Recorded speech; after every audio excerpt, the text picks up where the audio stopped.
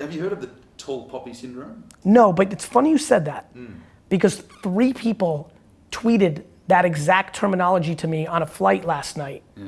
And I was going to Google what it meant, but then I got a pop-up because right now I'm in a cocoon of buying sports cards, and I've been trying to buy up a bunch of messy rookie cards, and I got a notification from eBay, so I got sidetracked and I had to go buy it, but I'm thrilled now because now you get to tell me what it is. Tall poppy is, well, you're the tall poppy and everyone else is trying to bring you down. I see. Yeah, so it's called the tall poppy syndrome. It's funny, I have a saying that says there's 2 ways to build the biggest building. 1, just be good enough to build the biggest building in town. 2, try to tear down everybody else's building.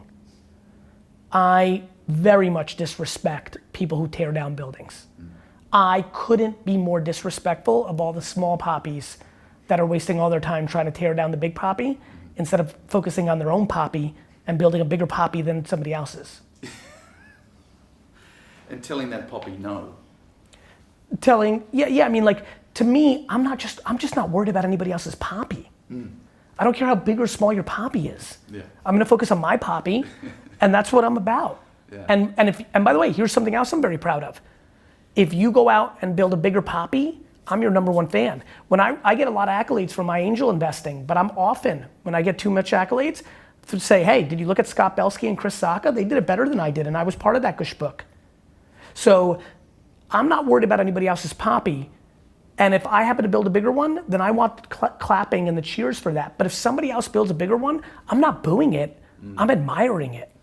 Especially if that poppy didn't use, fertilizer that was illegal.